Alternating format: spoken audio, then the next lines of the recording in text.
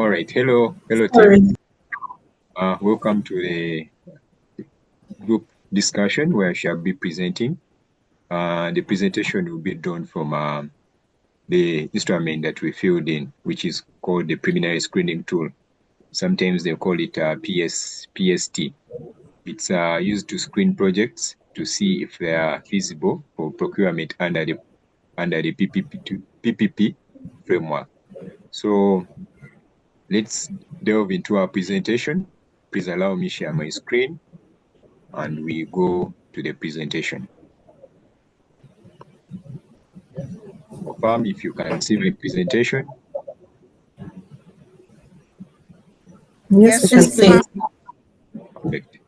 Thank you. So here we filled in the tool that it was developed by the World Bank with its partners. The tool is used to screen projects. So this presentation is about the application of the public-private partnership screening tool using a case study of the Kyambogo University students accommodation project. It's we are a group of 6 members. Myself, Joseph Kasule. We have Miss Margaret Adong. We have Janana Narada. We have Mr. Julius Musisi. We have Miss Shiba Atuhaire. Then we have Atoyo Grace. So these are the group members. Then the presentation has 6 sections, and under these 6 sections, each one of us will be presenting. The first section, the introduction to the public-private partnership screening tool, PST, will be presented by myself, Mr. Joseph Kasule. Then the application of the tool, the screening tool, will be presented by Miss Adong Margaret. Then the section C, which is the results from the Kyambogo University Students Accommodation Project Screening, will be presented by Miss Shiba. Then part of section D will still be presented by Miss Shiba and jointly with Miss Grace. Then Julius will come in on the overall recommendations and conclusions. And the conclusions and key takeaways will be handled by Miss Janana. So this is a presentation, and we proceed. The public-private partnership screening tool is basically an Excel-based tool. It can be used as a checklist. It can be used as a project screening tool or a decision-making tool at any stage of a project development process. Basically, it is used to determine whether a particular project is suitable for potential procurement through the public-private partnership route to ensure the soundness of the program. So this tool evaluates the program on 6 parameters. 1, it evaluates the project on strategic suitability. It evaluates the project on preliminary feasibility. It evaluates the project on risk assessment. It evaluates the project on suitability. It evaluates the project on fiscal affordability. It also evaluates the project on institutional capacity. This tool is it contains structured questions which detail each of the parameters, where the user can record responses to the questions based on the information available to them. In this case, we shall be using the project information memorandum, which provides the information about the project that we are going to use our case study, which is the Kyambogo students accommodations project, which has a project information memorandum. So here, the tool, we shall base our responses based on that information. And some other people usually base the inputs of the information on either a high level or feasibility level studies, or an outcome business case prepared for the program. In our case, we shall be using the project information memorandum, which is available on the Kyambogo University website under the PPP project section. The questions in the tool are linked to decision trees that adapt to the project based on the inputs the user puts in the project data sheets. The Project tool also assesses, like I had earlier indicated, it assesses the project on 6 parameters. I mentioned them before. I've repeat them: suitability, fiscal affordability, then institution capacity, among others.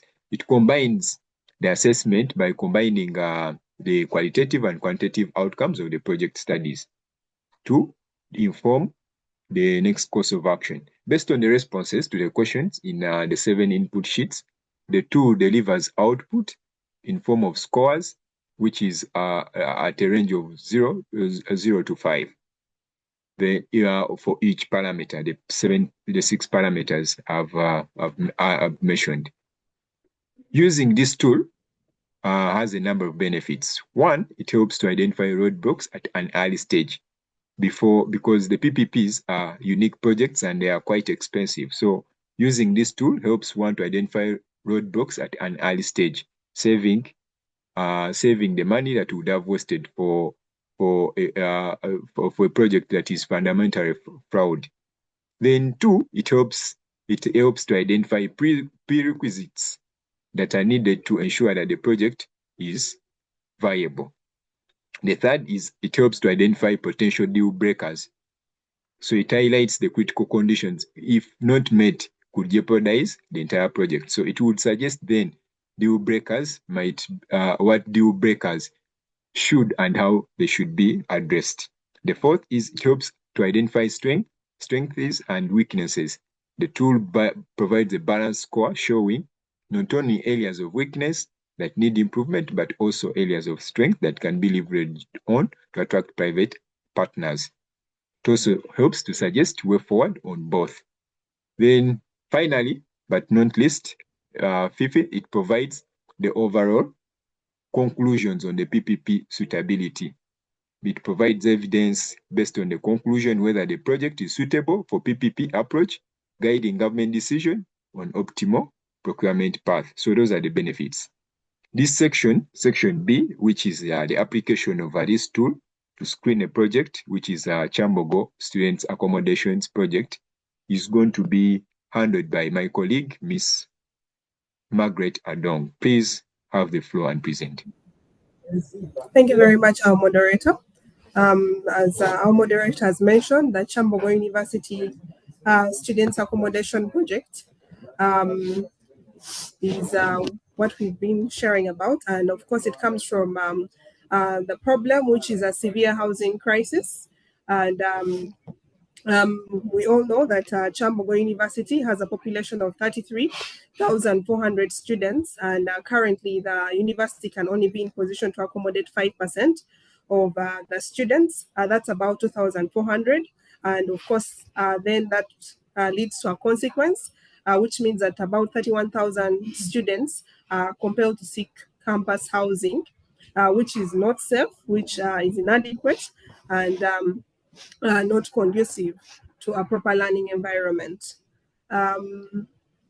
With that said, we have a proposition, which is the proposal to construct the Kyambogo University Students Accommodation Project, which will lead to the solution to address this crisis. The project proposed to the development of a state-of-the-art inclusive accommodation facility under the PPP project framework. The project scope is 10,000 bed student accommodation facility, and the location is a 20-acre site owned by and located at the university campus. The procurement model is a design, build, finance, operate, transfer model.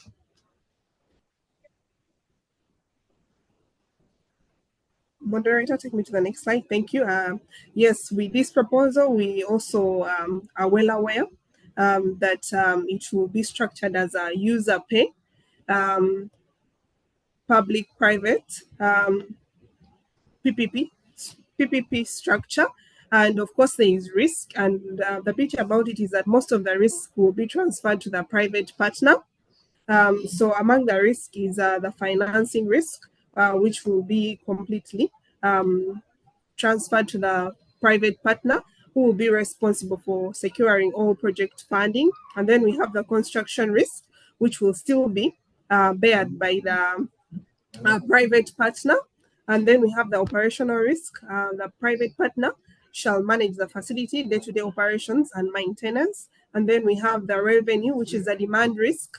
The private partner return on investment depends on the students' occupancy. So at the end of the day, depending on how many students occupy the premises, then there will be demand and revenue out of it.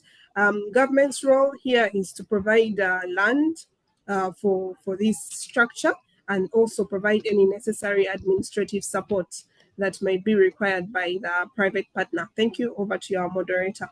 Thank you, Maggie, for that. So the information that Ms. Margaret has read stems from the project information memorandum that was issued by Kyambogo. This information is available for anyone to use. So we use that information to fill in the preliminary screening tool, and we got the following results. So my colleague Shiba will take us through the results. Please take the floor.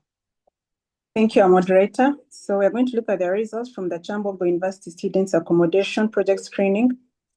So a screening was based on the information available under the Project Information Memorandum as at August 2024. The review rated the project as moderately strong. That means we're giving it an 3.68 out of 5, highlighting its strategic alignment with national development goals, clear demand substantiation, and bankable structure. So we're also going to look at the results from the assessment of the parameters. Yes. We did an assessment based on the strategic suitability and the preliminary feasibility. So under the strategic suitability, the review rated the project as very strong. That is 5 out of 5, meaning that was like 100%. So meaning the project is an excellent fit with strategic suitability because it strongly aligns with government priorities. The project has been scoped out based on clear articulation of service needs and after examining various service delivery options. And then when we looked at the preliminary feasibility, the review rated the project's feasibility as moderately strong. That is 3.8 out of 5. This means that the project is highly likely to be feasible on an overall basis. According to the technical, social, economic, financial, and legal pre-feasibility, there were no weaknesses that needed to be addressed, and that meant that the project was deemed as strongly fit. However, according to the environmental sustainability, there are some weaknesses that needed to be addressed, and some of the strategies that we looked at to address these weaknesses included integrating climate resilience and carbon reduction, mandating a full environmental and social impact assessment, securing approvals and clarifying responsibilities, and lastly, implementing ongoing monitoring and enforcement. Thank you, Shiba, for that. So then we proceeded to assess the project on a risk assessment. My colleague Grace is going to take us through the risk assessment and the other parameters that are left for assessment. Please take on the progress. Thank you, Joseph. Thank you to the previous presenters as well. My name is Grace Ayato from Group 9, and I'll take a continuation on some of the assessments of the parameters, just as the previous presenter. The next parameter we looked at as a group is risk assessment. Risk assessment was rated on a scale of 3.68 versus the total of 5. So that means this was moderately strong. On an overall basis, the project has an equitable risk-sharing arrangement. However, potential deal breaker conditions are there. For example, financiers will express or have expressed interest in the PPP has been skipped, and significant weaknesses have been identified in the financing risk. So because of these weaknesses, as a group, we decided to come up with some proposed strategies. Under the strategy, we considered the fact that as much as that we're able to acknowledge the risk at this stage with only a project information memorandum published, it is common for no formal financial interest to be publicly declared. However, strong demand fundamentals, clear revenue model, reference to comparable regional projects provide a solid foundation to attract financiers once the request for proposals is issued. So we also concluded that while no expression of interest could be confirmed yet, the project structure and justification make it highly bankable and likely to competitive bids and financing offers during the procurement process.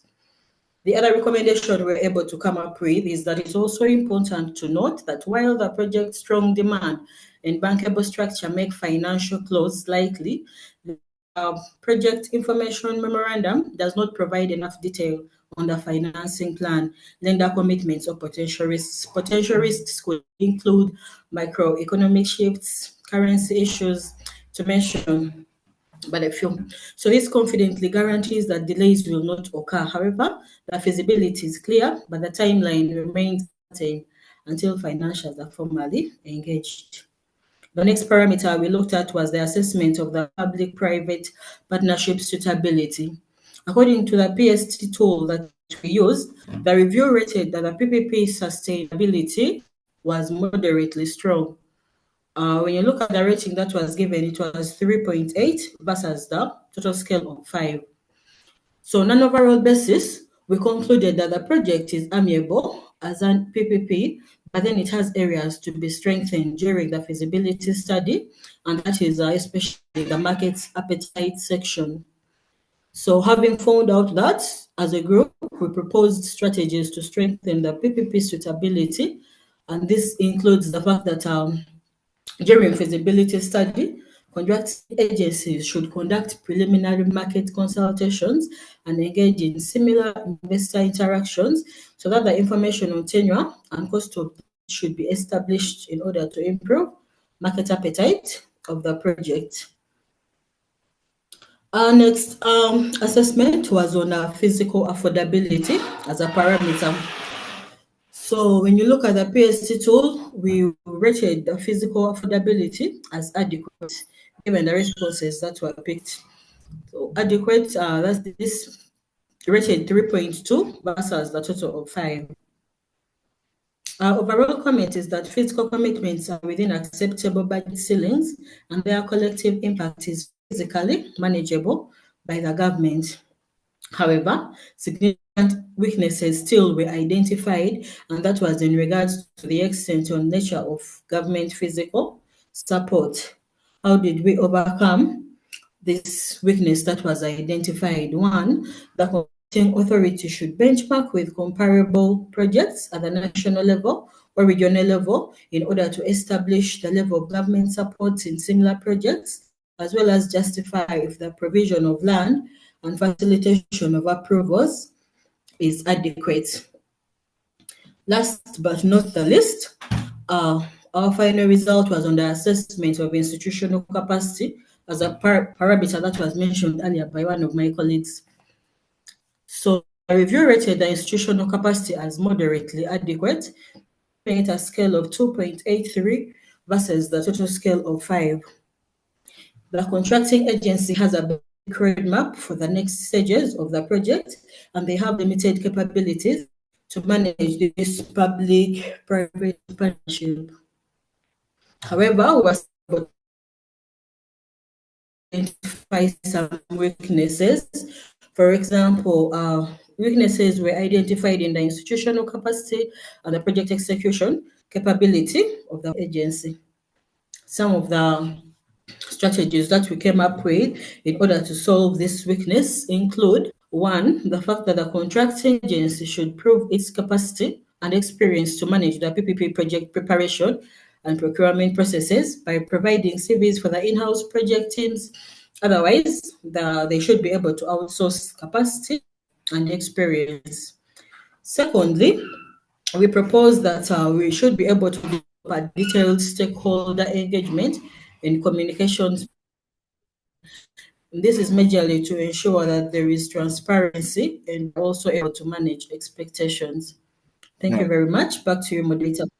Thank you, Grace. Having evaluated the 6 parameters, which is assessment of the strategic suitability, assessment of the pre-feasibility, risk assessment, assessment of the PPP suitability, fiscal affordability and assessment of the institution capacity. We had we identified a number of challenges, and those challenges, the strategies have been read out, and we also came up with overall strategies to address the challenges that were identified during the screening of the project. There were 5, and my colleague Julius is going to take us through the recommendations, the overall recommendations to the project. Julius, over to you, please. Thank you, Joseph. Greetings, team. As a team, we were able to analyze this project and eventually came up with a few recommendations, which include the following. 1, we recommend that there should be a strong environment and social sustainability. Just like any other project, we need to look at the current needs without compromising the future needs. So we should put into consideration of how this project is going to be sustainable in terms of social and environment. Secondly, also recommended to enhance financial and market confidence, whereby we need to find the validity of this project in terms of financial and market. Yes, we need this project, but after implementing, shall we be able to get the clients to ascertain the value for money? Thirdly, we need to demonstrate quantitative value for money. We just want this project to reflect the amount of money that has been injected in, because we've seen several projects that maybe cost 1,000 billions, and then you realize in the physically they cannot reflect that amount of money being injected. Example of so many roads in Uganda, they can tell you this project has costed maybe 2 billions, but in reality, if you look at the project, it is maybe worth 100 million. So we need to demonstrate quantitative value for money for this project. We also need to reinforce institutional capacity, so that they be able to cater for certain issues, say maybe maintenance and a few of issues that may raise up here and there. Lastly, we need to benchmark and justify government support. Yes, this is the project that we're going to present to government for support, but how are we going to justify it? So we need to find where this project has been maybe implemented and it is really yielding good results, so that we'll be able to justify our issues and then be able to get the support from government. Thank you, team. Back to you, Joseph. Thank you, Julius. Thank you for that. Indeed, the recommendations are based on the significant challenges and gaps that were realized when we are doing the pre-screening using the preliminary screening tool. These recommendations seek to address those challenges to make the project very sound and bankable. Because of that, we came up with those are the recommendations that we have. Then in conclusion, we have a conclusion and a key takeaway from the review. My colleague Janana is going to walk us through. Janana, take over. Thank you, moderator. Thank you, fellow colleagues. These are the key takeaways. Much as the PST is loaded with its features, it does not do the following. The PST is not a substitute for a full feasibility analysis, and the PST does not prioritize projects. The PST does not compute economic or financial viability or value for money. Last but not least, the PST does not verify information provided by the user. So in conclusion, moderator. We move to the next slide. I think it's my connectivity. Are you able to see the last slide? Please confirm. Not yet. Yeah. Yes. In conclusion, the Kyambogo University Students Accommodation Project represents a strategically vital and well-conceived initiative to address a critical infrastructure gap in Uganda's higher education sector. The project demonstrates strong foundational merits, including clear strategic alignment with national development goals, a compelling demand case, substantiated by data and a bankable design, build, finance, operate, transfer structure that ensures fiscal prudence. While the project is rated moderately strong, its successful implementation hinges on proactively addressing key identified gaps. That's all we had. Thank you. Thank you, Janana. Thank you, team. Indeed, the information we prepared, we presented is a result of the screening that we did using the information that was currently available at the moment.